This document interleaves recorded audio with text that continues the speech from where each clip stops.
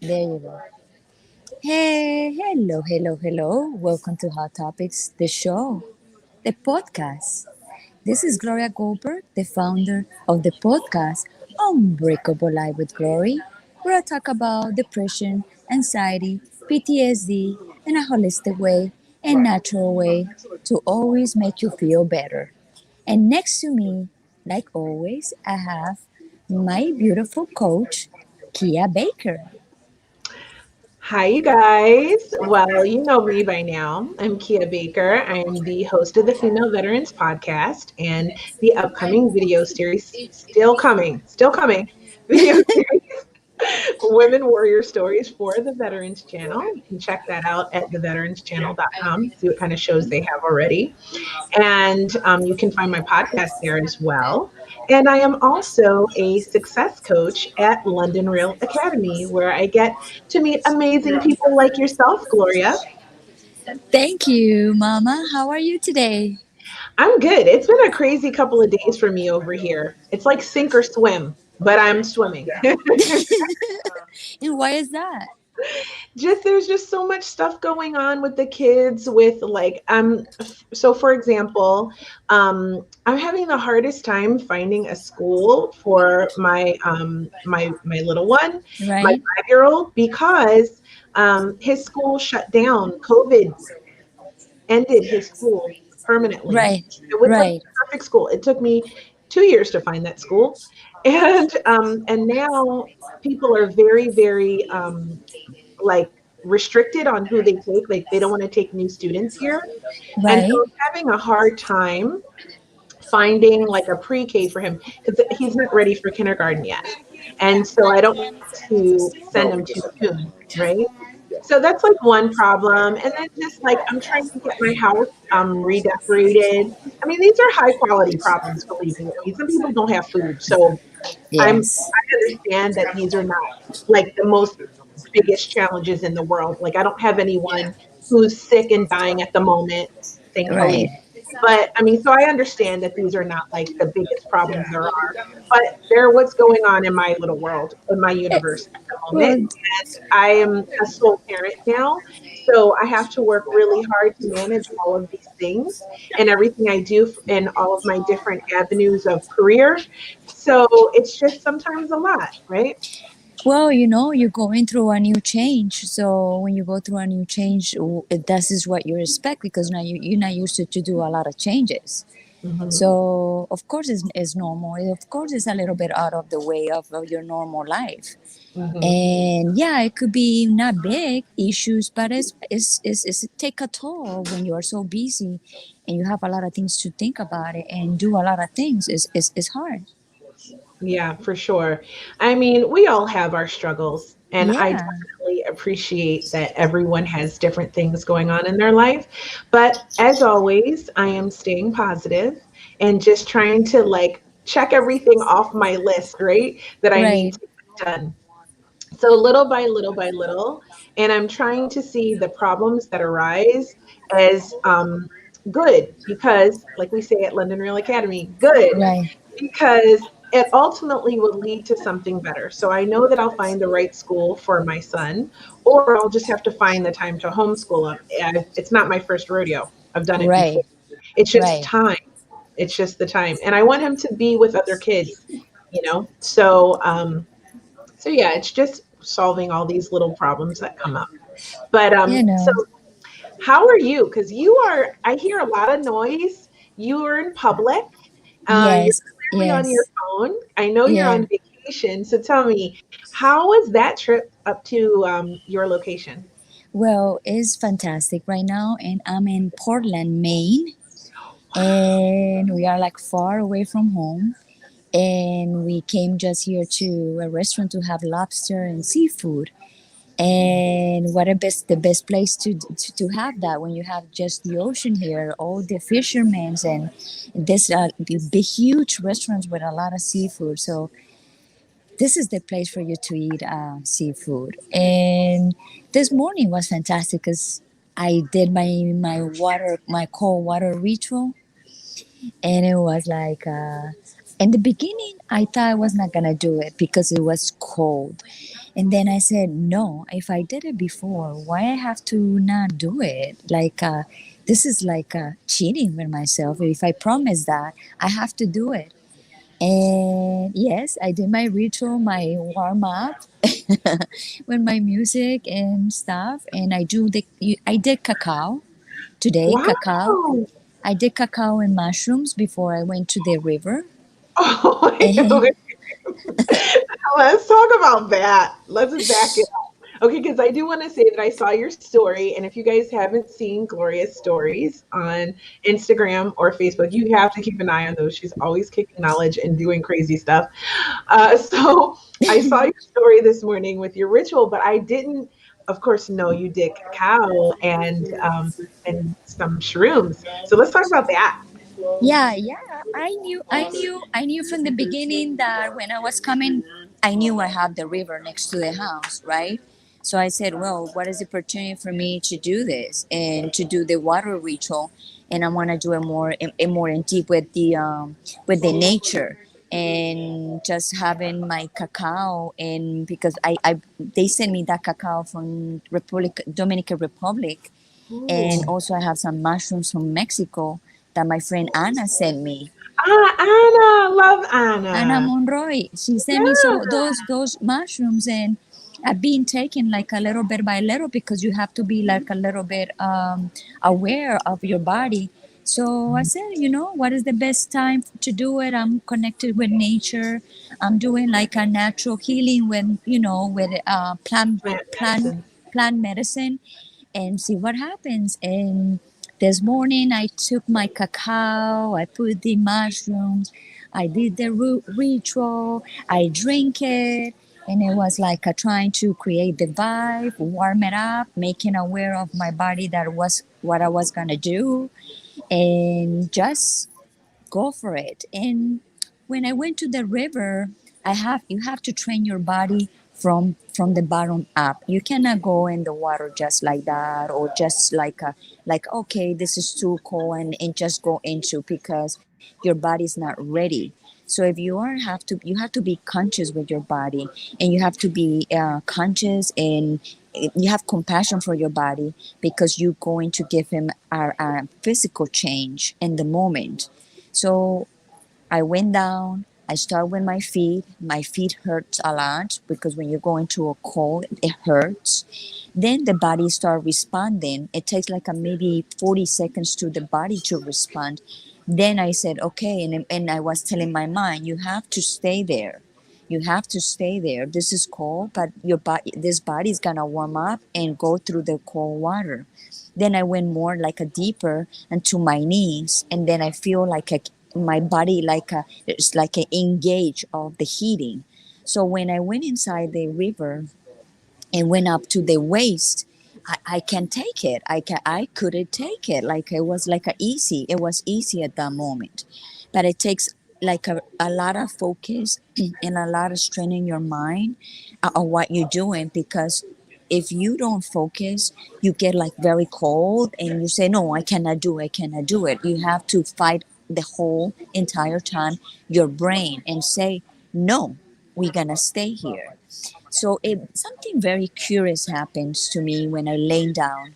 When my body was up to here, it not reached to the neck. It hurts. My neck hurts. Like here, like it was a weird sensation, and I feel like it's something that I need to speak out, or something that in my throat was like a very like a close, and I get up because it was too painful. It was painful, and I get up, and then I said, okay, I think I'm done with this. And then little, like maybe a minute ago, I said, no, I'm going down again because I need to go to the level of my neck.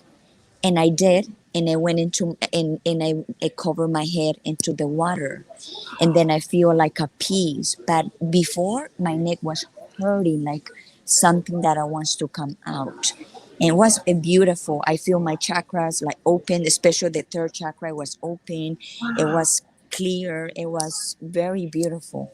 And then It was like amazing when I get out from that. It is like it pump you in, and I said to myself, "Wow, I made it again."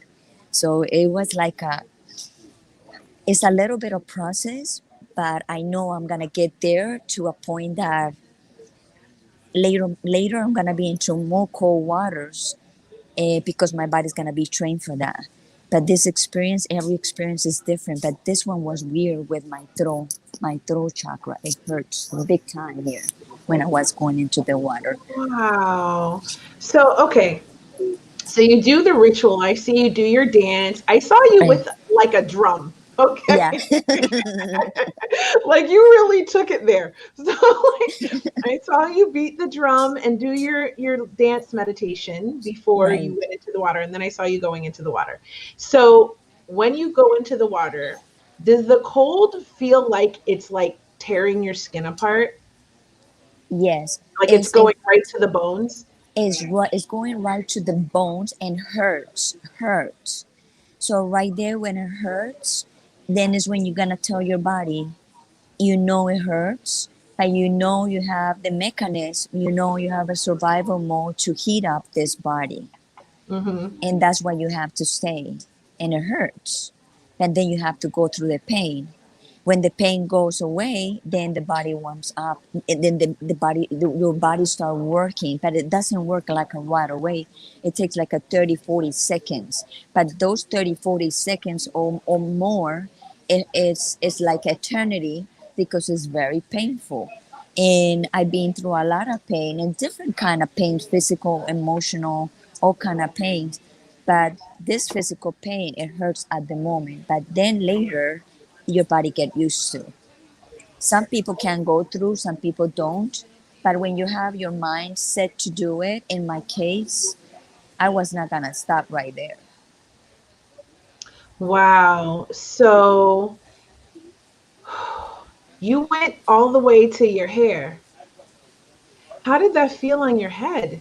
Was it like I the coldest thing ever? I thought it was gonna be hard, but no, because my body, it was already warm up from the bottom up.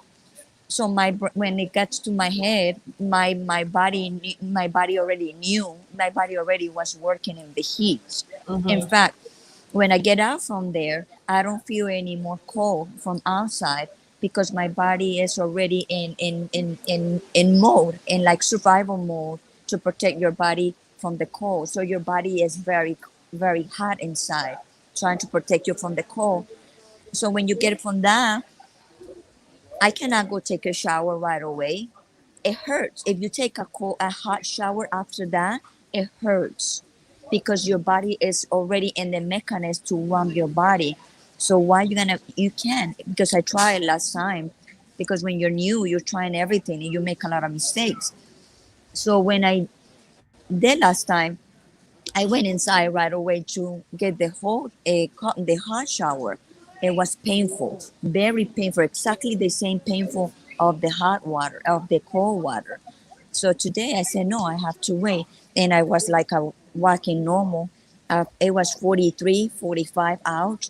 So you probably need a sweater. I didn't have need to have a sweater when I came out from there, because my Wow. body was already very hot inside. Okay, so how does it make you feel after you're done and you come out of that cold? It happens a lot of stuff.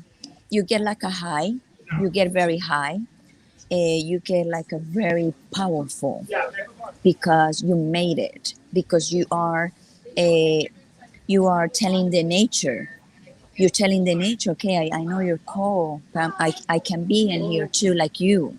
So you're like this is like there's happen a lot of resistance in your mind to not do it. But because I'm in the progress of trying to get better, healing myself with the anxiety and with the depression, because 4 days before I was with a lot of anxious. I was very anxious. When I travel, I get a lot of I get anxious, and especially when we get to the place that we're gonna stay, we came at like late at night. So for me, it's very hard to get to a place at night. And we try to we planning to get in the daytime, but sometimes it's impossible because things can happen in the road. Right. And for me to not know my surroundings when I go to a new place is very, very take a toll from me. So this what I was like waiting for the day to happen. I didn't do it days before because it was kind of very cold, cold, cold. And today was the day I can tolerate it more. And I said, today is the day. But today was like even my husband say, oh, wow, you feel you are like a grounded now, and you feel like a pumped because he saw me how I was like a little anxious, a little bit very disturbed, and it takes a while for me to calm down. And my husband said today, wow, that cold water, it helped you a lot to ground. Mhm. And I said yes, and I feel amazing. So I will recommend everybody if they have the possibility to go do this cold water treatments. And if you live at north, you don't need to have a river, you don't need to have a pool. Just in the shower, you can do that kind of water, and you start from the bottom up, and then you feel amazing after that. So yeah, so next week, I think it's next week, we have Killian coming in, who works with women Marcel Hoff, and they're the experts. So you're going to have a great time being able to share your experience and have a great conversation. We'll be able to share so much more about the benefits of cold water as a therapy and as a ritual, even. You So know, Van Gogh, the painter, he suffered from depression, and I think he have a little bit of schizophrenia. And the only thing that they have in that time, because in that time it was kind of like a natural medicine, but he have to go like a 3 times to a rehab, a mental rehab, to take this treatment of cold water.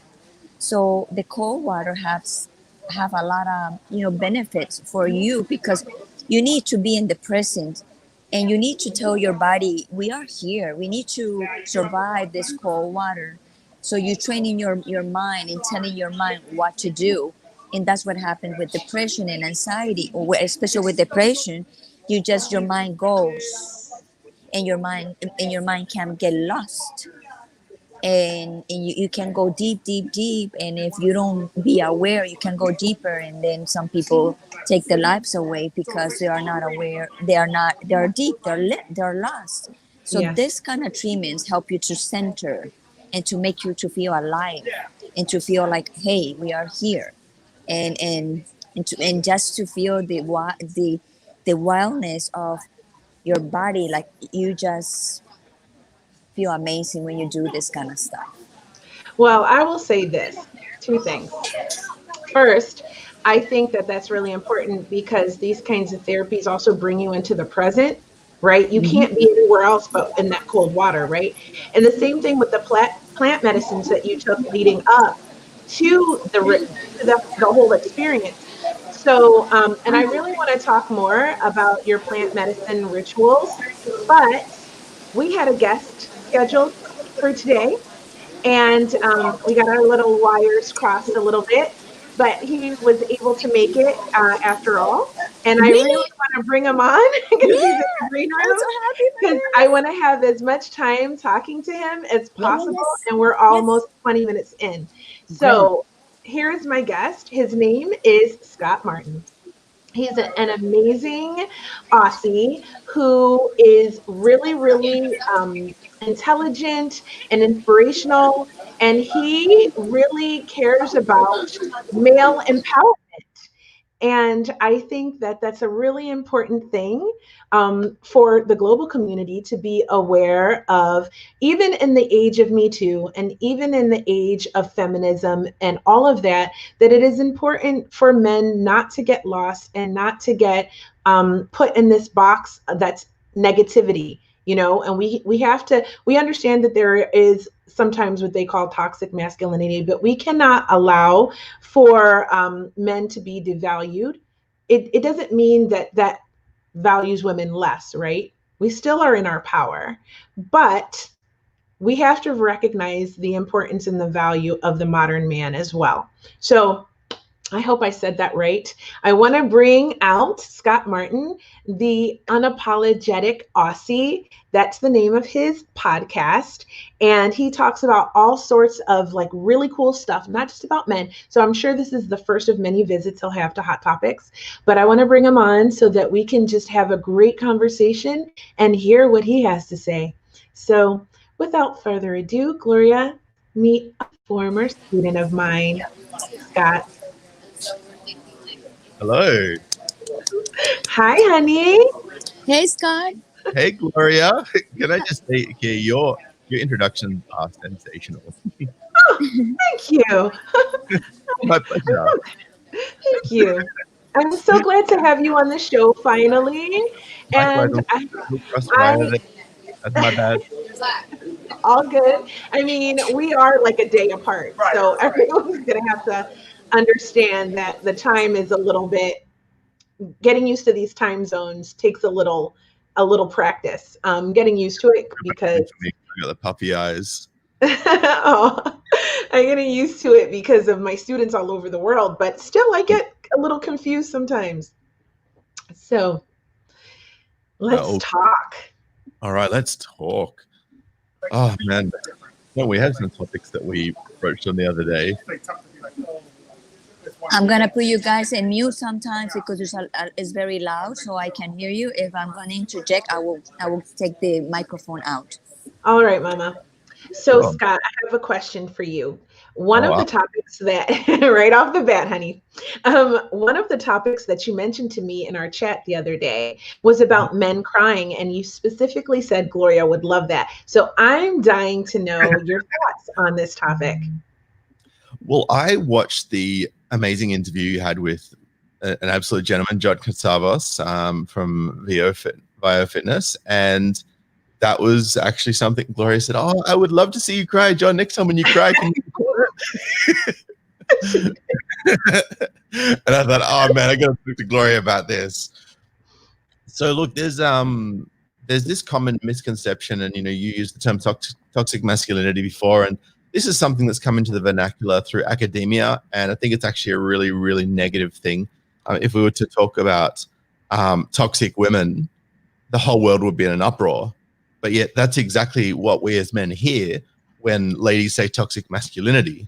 So imagine how pissed we are about the constant use of that, and that basically becoming mainstream. And look, I get that terms that are commonly used become mainstream, and that's how they become mainstream. But when I think that femininity is a beautiful thing. I think it is amazing. I think it is the essence of a woman. So imagine how we feel when you preface masculinity with toxic. All right? And this is what a lot of people go, oh, but no, I just mean the male behaviors. It's like, no, stop with the male behavior thing. This is toxic human behaviors. It's not masculine. It's not feminine. There's shit that men do sometimes that you go, oh, well, that's really bad behavior from men. It's like, I see the same thing from chicks. So why are you not calling them the hell out? Why does this have to be a masculinity and femininity thing? This is why I think the whole premise of toxic masculinity is so ridiculous. And we say, oh, well, it's gendered stereotypes that, men feel like they can't cry and that they can't do this and they have to be the provider of the household. It's like women want us to be the provider of the household.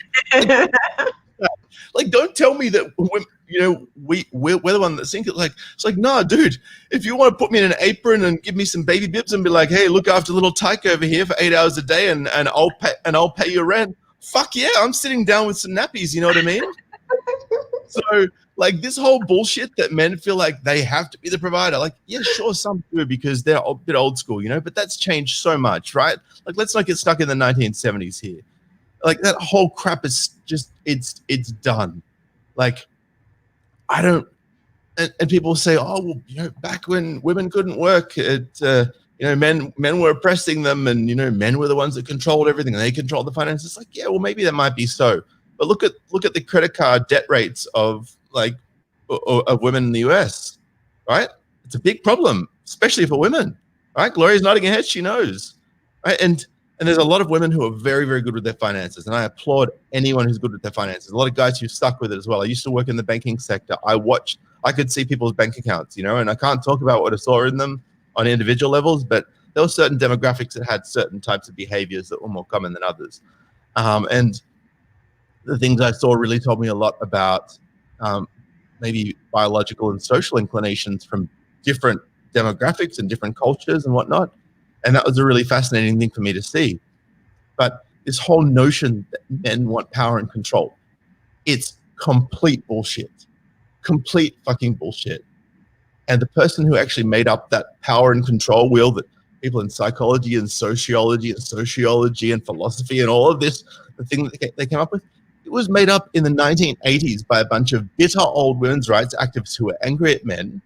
And that model still today forms the foundation for family law in almost every country. And the biggest reason, one of the biggest predictors of male suicide is family separation. And these laws that were created by these, and I'm calling them by the name what they are, feminist activists, have pushed this legislation to a point where it now consumes family law. And women have so many more rights, at least in Australia, so many more rights in family law in Australia than men. There is even the Judicial College of Victoria has a section on social context for the family law bench book, which lawyers and barristers and pretty much your Queen's Counsel, all the way from the top down in the family law. It talks about how when men make accusations that people have been violent towards them, that they are actually gaslighting. This is the bench book that tells professionals how to behave. It says that when men are making accusations that their partner has been violent towards them, it's usually to cover up violence they've been perpetrating towards the woman. This is enshrined in law. So when I hear toxic masculinity, men are so violent, it's like it doesn't get recorded when violence is perpetrated against us. I've got a friend that got stabbed and he got arrested because that's how they're trained. Wow. And it was. And I've got another friend in Tasmania. Her son was victim of horrendous domestic violence. She breached his domestic violence order over 100 times. Then she ran over him with a car and she killed him. And they still didn't record it as domestic violence. So when you hear about these, men are only victims of domestic violence a tiny portion of the time. Yeah, that's because it's not recorded. So all of this stuff you hear, it's complete bullshit. It's one-sided. And whenever you hear from these organizations, this happens to women this often, this happens to women this often, this happens to women this often, that may be the case, but you're only hearing one side of the story. And that part of the story reveals a much bigger picture that nobody's talking about, and that people are actively silenced. Gloria, do you want to add something? Yes, I love this subject that you're touching because I do love men, and I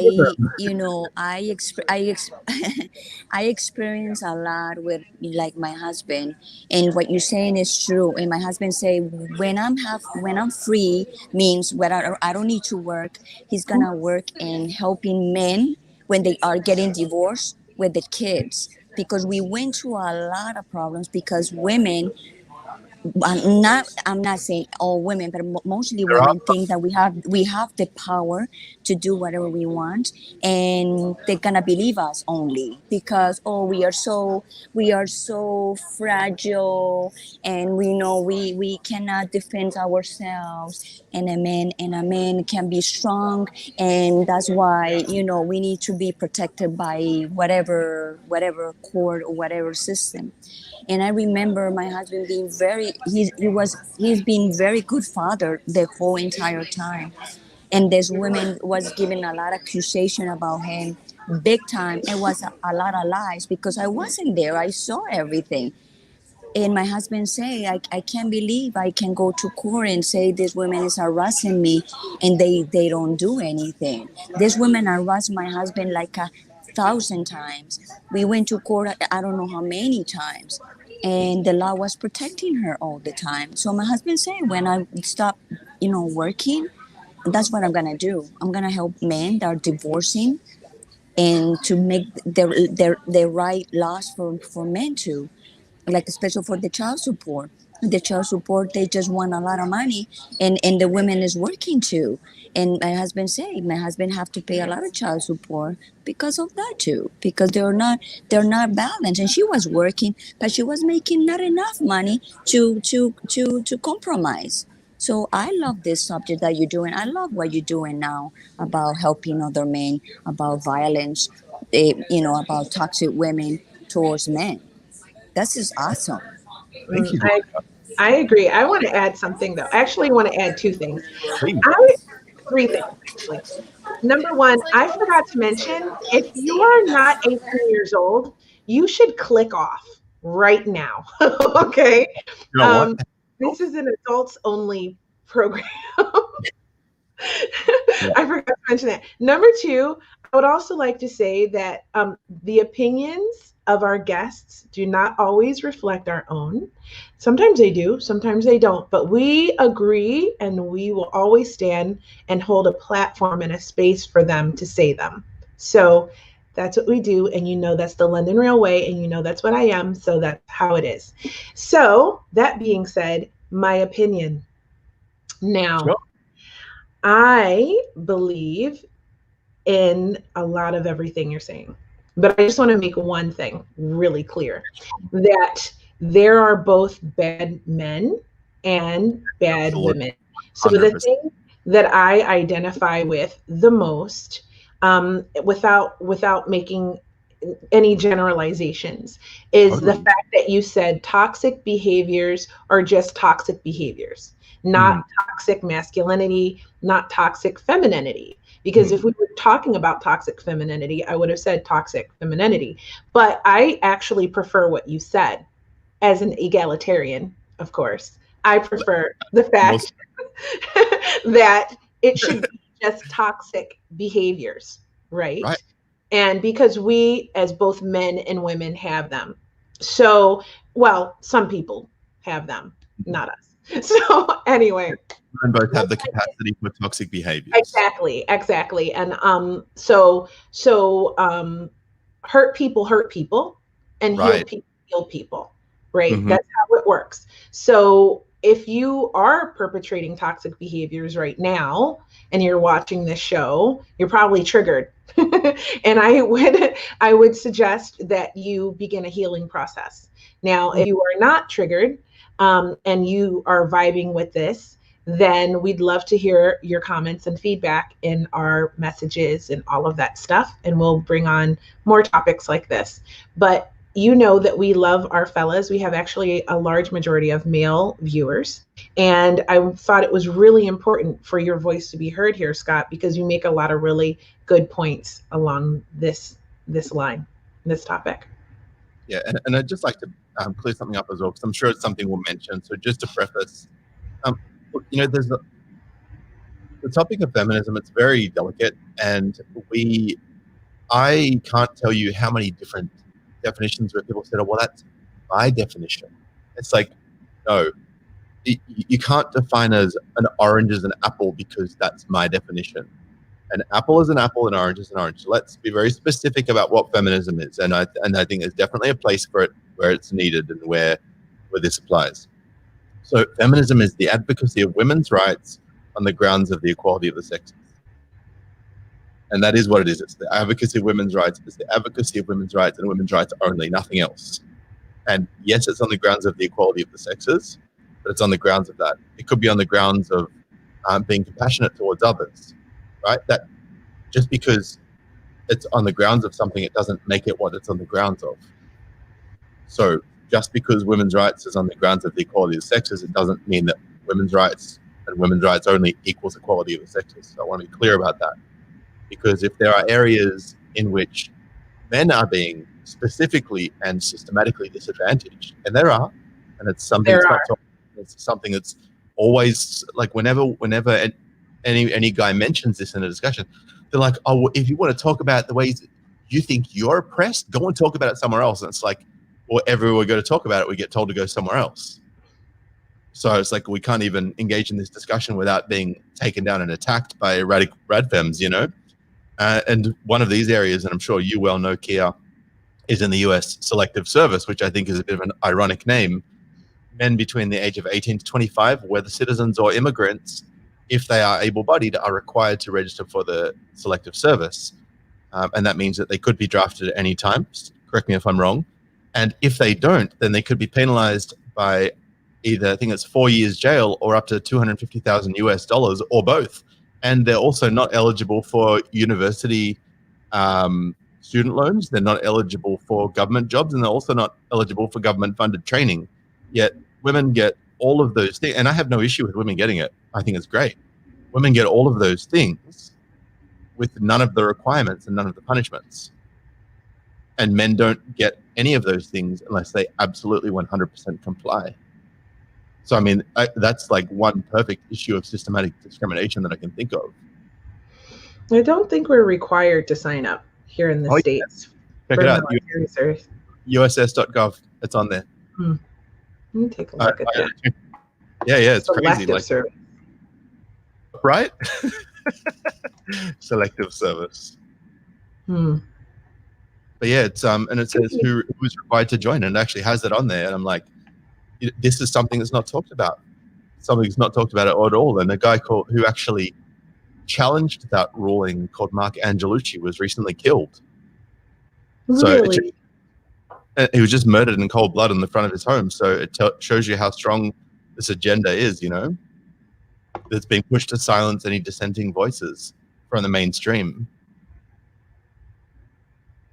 And then, like, you're only hearing about this stuff now, and stuff that no one talks about because it challenges what I'm talking about.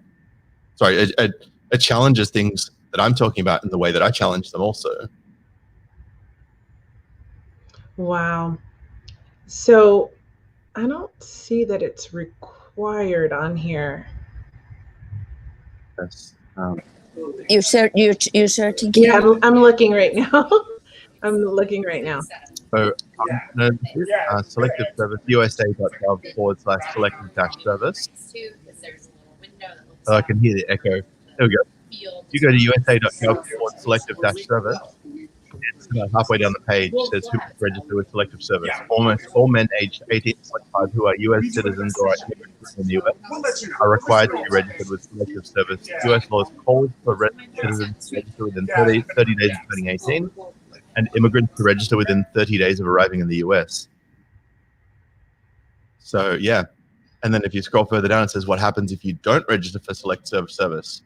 If you're required to register and you don't, you will not be eligible for federal student aid, federal job training, or a federal job. So you can't work for the government if you don't register for the draft, if you're a man in that bracket. You may be prosecuted and face a fine of up to $250,000 US and or jail time of up to 5 years. If you're an immigrant to the US, you will not be eligible for citizenship. If you are never registered and are being denied federal student aid, job training, a federal job, or citizenship, you may still be able to get it. To do so, you must provide evidence that you didn't intentionally avoid registering. Look, welcome to male privilege, everyone. Yes. You know what? I found it. It's there. It's crazy, right? I'm looking at immigrant men are required to register. Right. Wow. Right. That's something I did not know about. So you learn something new every day. We will throw you in jail. That's So, what the government. so if I understand, is because I have a little bit noise here. So it means for people who's gonna serve the country, that's just what you guys talking about? No, To we're register? not talking about the regular military forces. You're not required. That's a volunteer service, right? Where I served, I volunteered. They don't draft anybody anymore for that. This is something else, is my point. So they call it the Selective Service, Gloria, but it's only selective if you are not a male within the age of 18 to 25 and a citizen or an immigrant. If you fit into that category, it's mandatory, but for everyone else, it's selective. And it essentially means that if there was to be a need for additional military personnel in the wake of a conflict or upcoming conflict that is impending, then you may be drafted into the military based on a military ballot. Correct me if I'm wrong, Kia? That's what it said on the website. Yep. So Mhm. that's the deal. Yeah. Only certain people are not required to register, but you're supposed to register of your own free will. And honestly, I don't know that too much of that is happening, to be honest with you. But it remains to be seen. But Yeah. isn't one of those things like, and okay, so there's a lot of, I know we talk about all sorts of privileges. So I'm going to talk about one. Do it. Yeah, I am. I'm going to talk about the privilege of being a United States citizen. And Gloria, and I know that you could speak to this, but there are certain things that citizens have the benefit of. Obviously, this is why people want to come here and become a citizen, because there's certain privileges that go along with having been born in this country. Whether or not there are certain other things, everybody has certain privileges that they take for granted. So we'll just say that. Okay. I totally agree with you. There's a lot of privileges that are more commonly talked about in the media and on social media that some people believe or don't believe exist. And I'm not going to go into that. What I'm talking about is being a citizen of a particular country. And this one is the United States. It's because I know that every country has its benefits of being a citizen to that country, right? So we don't, but this is a privilege, right? So when you are here in the United States and you're like, oh, I don't have privilege, well, that's disputable for other types of privileges. But there's one privilege that I can surely tell you that you have that you cannot argue with me about. And that's the privilege of being a United States citizen. There are a lot of benefits that come to that. And you are unaware of the plight of people who are immigrants to this country. Yes. Because you don't have to be. That's the whole thing about privilege. You don't have to care. You don't have to be aware. Okay. And this is how I found this out, because my husband is from Colombia, right? He's American, but his family is from there. And I learned a lot about immigration and things by living in Miami for 4 years, because I was there in a community of a large Latin population, right? Latino population. And so I began to really clearly understand what privilege I had as an American citizen. There are some other privileges I don't have, yes. But I am aware as an American citizen that there are some things I don't have to worry about by virtue of having been an American citizen, been born here. Right. So that is definitely a privilege. And from what I just read and what I just saw for immigrants being required to do this, I mean, I could like really go. I mean, there are people in cages at our border right now. And then I'm reading stuff like that. Like, I mean, I'm not going to go far into it. I'm not going to go down that rabbit hole. But what, Scott? So you're going to take them out of the cage and then force them to register? I mean, like, God forbid a conflict start. Right. I mean, like, but anyway, I'm not going to go down that rabbit hole, because, as you said, someone just ended up dead, and we don't play those games on Hot Topics Live. But, but I'm just saying there are certain privileges that come as, you know, there's certainly privilege here. And until you're aware of what other people go through, until you become aware of it, it doesn't even register. So of course you don't think you have privilege. Why would you? Because but it doesn't occur to you that what other people have to go through to even become a citizen, or who can't become one. Right. And that's not just in the United States. That's in other countries. If I wanted to go immigrate somewhere else, I would have to go through a lot of things to become a citizen to that country, you know? So it just is what it is. Absolutely. Absolutely. So I have a question for Scott. Scott, what make you to do this podcast, and why you want to talk about the subject so passionate about it? What happened? Well, because I've had friends kill themselves because they can't get access to their kids, because they keep having false allegations thrown at them. And those false allegations result in them not being able to see their kids until they get to court. And then when they get to court, there's more false allegations. And then they can't see their kids until they go to court. Then they go to court, there's more false allegations. And it's just the cycle continues.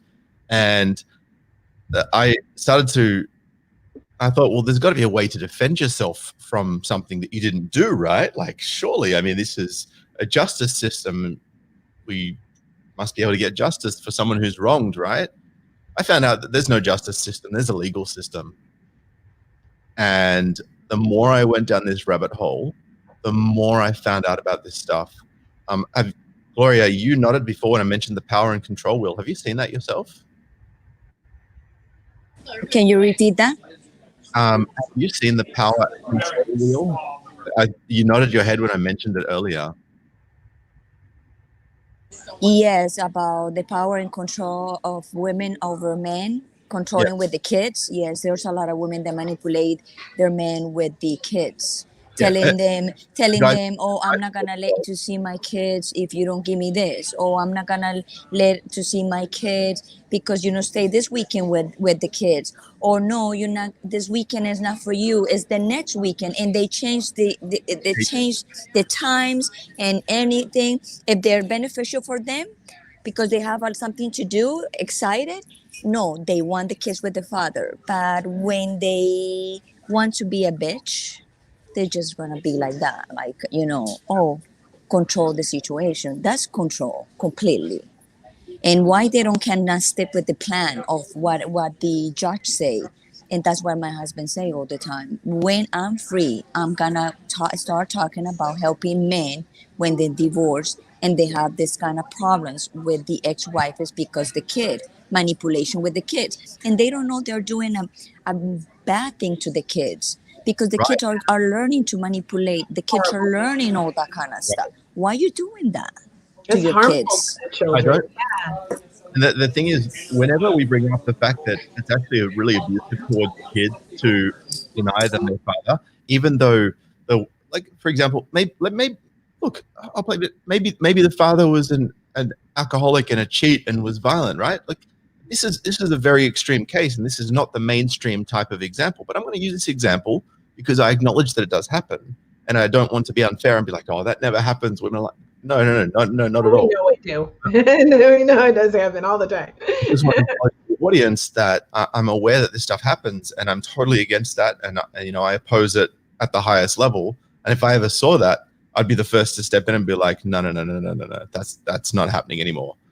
But for this power and control wheel, which talks about on the bottom left there, it says using children, making her feel guilty about the children, using the children to relay messages, using visitation to harass her, threatening to take the children away.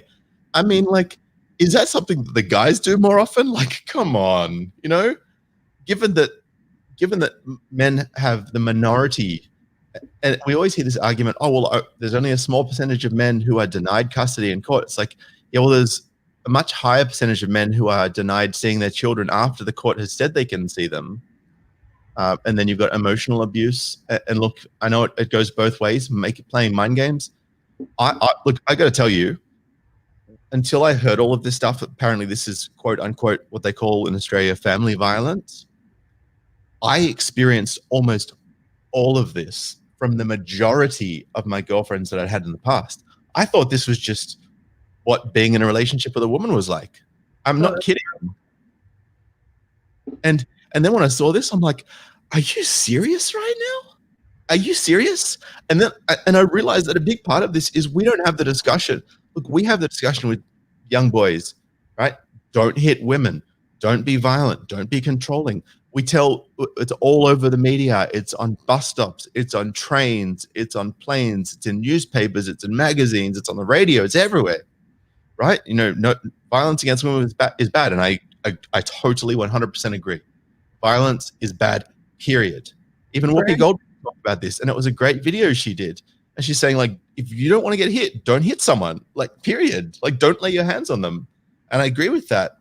And I actually found out through a Harvard study that I think it was a sample size of 14,000 couples aged between 18 to 28, roughly, give or take 1 or 2 years. And they found that of all one-way interpersonal violence where only one of the people was perpetrating it, 70% was by the woman. And here's the thing. Men are typically stronger, which is why when they lash out, women are more likely to get hurt. And I agree with that. And I think that that's probably a big part of the reason why we tell guys don't hit girls, because it's going to hurt the girls more than it's going to hurt the guys. But ladies, it hurts. When the person we love lays their hands on us, when the person we love hits us, talks us down, it hurts. Like, it hurts our soul.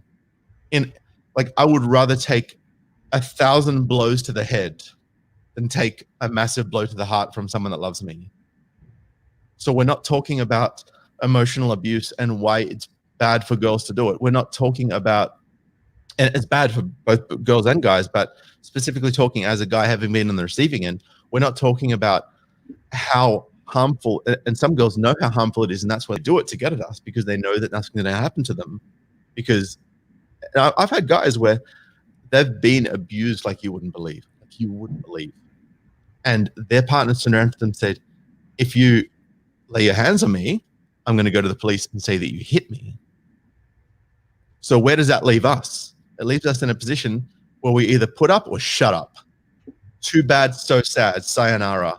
Oh, and by the way, if you piss me off, I'm taking the kids and I'm leaving. And F you. Wow. And what do you think about that, Gloria? I understand you completely, because I went with that with my husband. And as soon I start living with my husband, his ex-wife started manipulating my husband with the kid. And when I went into the relationship, I had to just tell my husband, what the heck, you letting this woman control you? And we went to court many times of her craziness stuff. And there's nothing he can do, right? Huh? There's nothing he can do. He tried, we fight, we went to court and everything. And it's like, there's no support from court. There's no support from court for men. They believe 80%, 90%, 85% in women, and they don't believe in men. And that is also very bad, because like you said before, Scott, I understand there's men that are very violent, but also we can be very manipulated, and I see it from my husband, the manipulation from my women, and I couldn't believe. And I said to myself, I was single mother. I never manipulate the father of my daughter.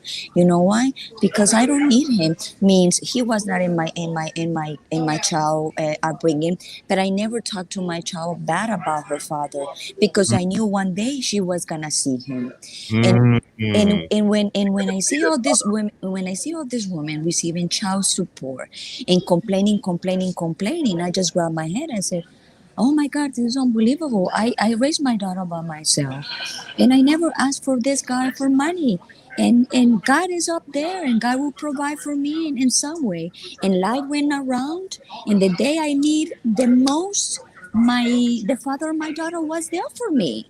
So he didn't pay me child support for the longest time I remember.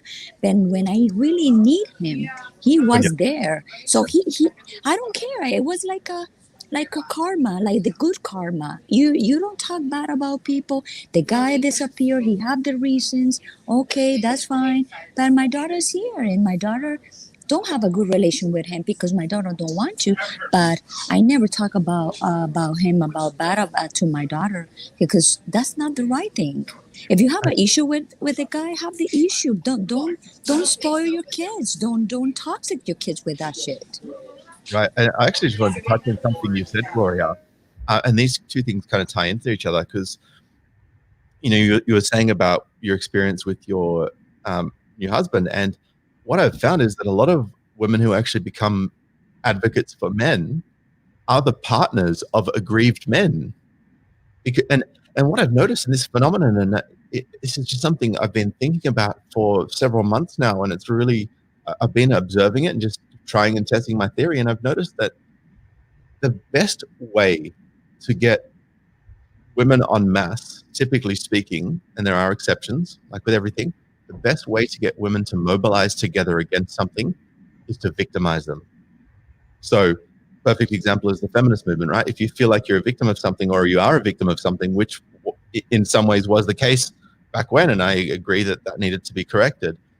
But when you find yourself as a group, as the victim of something or perceived victim of something, you will mobilize together to right that wrong as ladies, you know, and I respect that.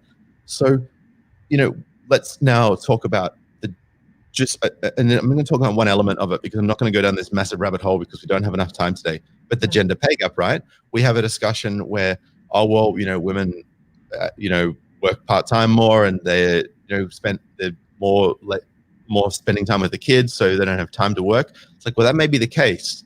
But when we see this stuff going on, like what Gloria is talking about, and the whole child support games, and like men in the US are locked up if they can't pay their child support. They are incarcerated in many states, and the child support continues to accrue. So as soon as they get out of jail, where they had no capacity to earn money, it's like, oh, you still don't have money? Okay, back to jail you go. This is what's going on in some states in the USA.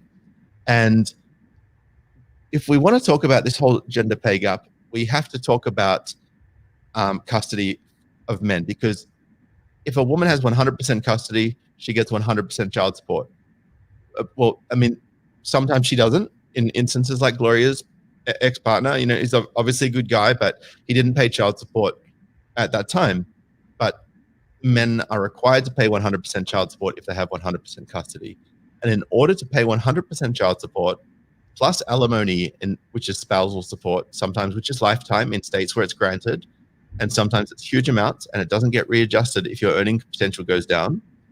And you then have a situation, it's like, well, the guy's got to work 80, 90 hours a week to live, to pay for his own house, to rebuild his own financial future while simultaneously paying all this child support for almost 2 decades if the person leaves right at the start of the relationship, when the pregnancy happens.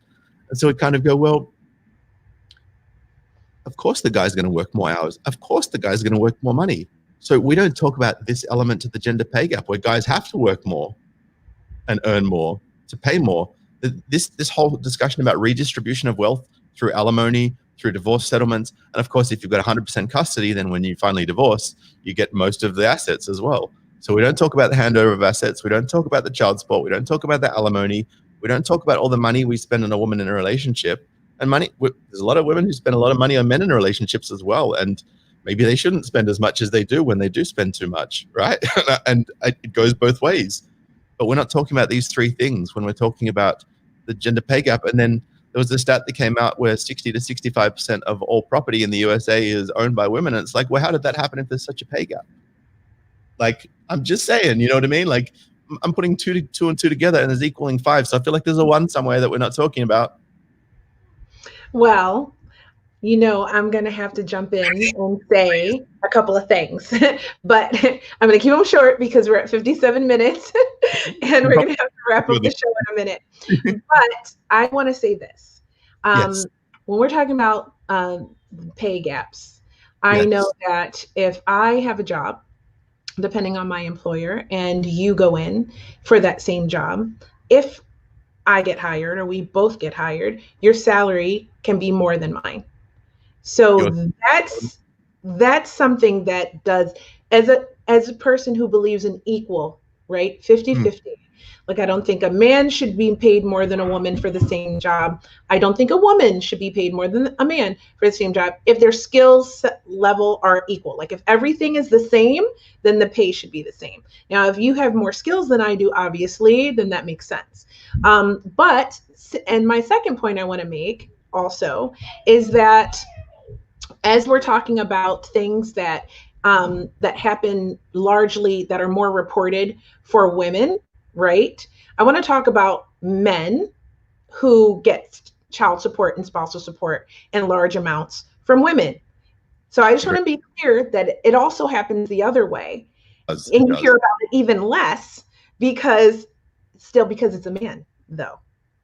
So same sort of concept, but it just speaks to how these topics, when it comes to men, even if they're the one getting the child support and getting, you know, the spousal payments, even that said, it's not that much talked about, is my point. Yeah.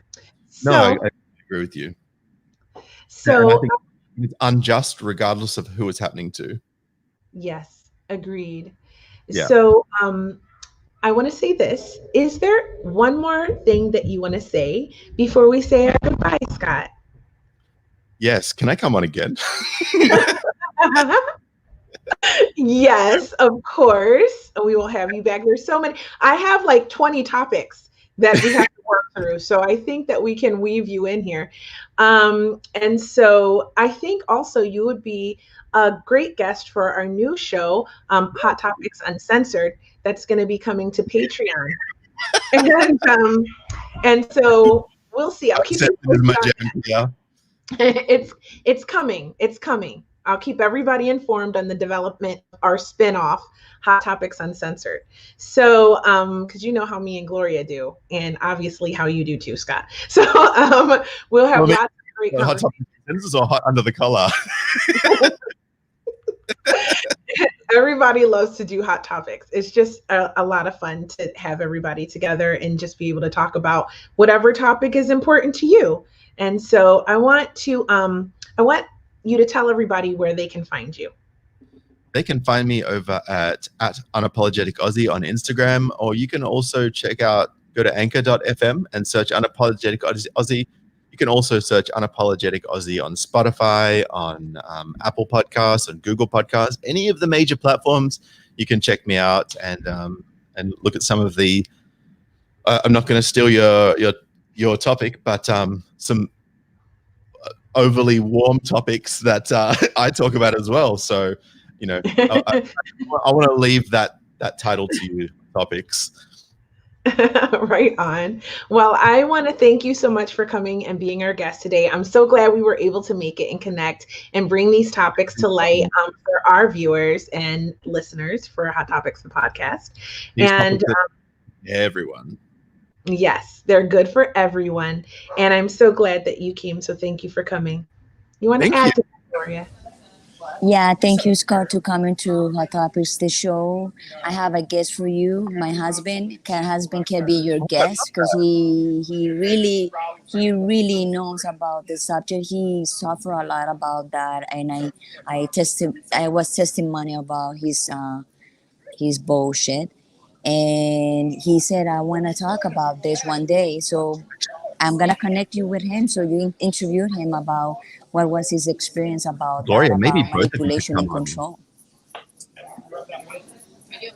Yeah, I'm gonna hook to you. I'm gonna tell him, and then we I would love that. You Gloria, can interview him. I would love for you also to maybe come on that podcast and have we can have a 3-way discussion. Yeah. Of course, awesome. That'd be cool. Yes, of course. I'm coming back on October 20, so we can talk about after. I can see you like, I want to listen to this podcast. Well, I love when a good collaboration comes together. Let me tell you, that's amazing.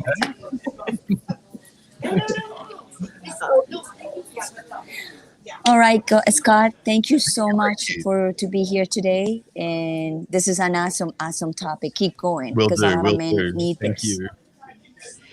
Okay, so right now we're going to put you in the green room.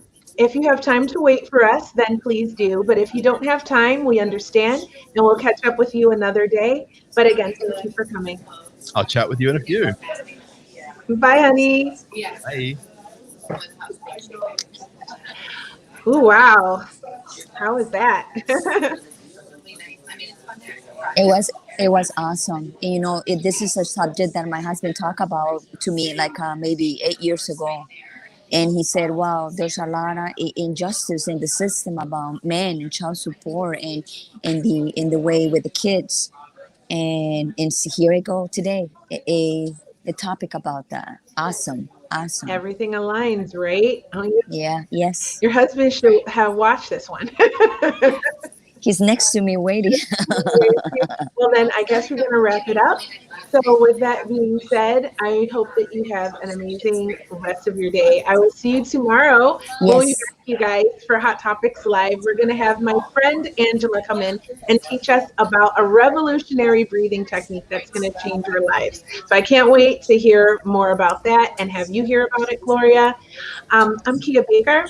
As you know, I'm the host of the Female Veterans Podcast and the upcoming series Women Warrior Stories for the Veterans Channel, as well as success coach at London Real Academy. And next to me, I am always joined by the most amazing, beautiful, charming woman I have ever known, and my number one student. Yes, number one, always. Well, my name is Gloria Goldberg. You guys know I'm the founder of and the host of the Unbreakable Life with Glory, my podcast, and also the host and the founder of the bilingual show, The Gloria. The bilingual show, The Gloria, is a little bit off right now. It's gonna come maybe in 2 weeks because I don't want to deal with it about where I'm gonna get the reception. So it's gonna come back maybe in October, at the end of October. So I keep you posted about that. Thank you so much to be today in Hot Topics. Nice. I'm so excited to see my show, the bilingual show, De Gloria, come back on in a couple of weeks. I'll be looking for that. You guys set your notifications and like, share, and subscribe if you're watching on YouTube. But like this show and like our page, subscribe, set your notifications, and we'll see you next time. Love you guys. I love you guys. Thank you. Bye bye.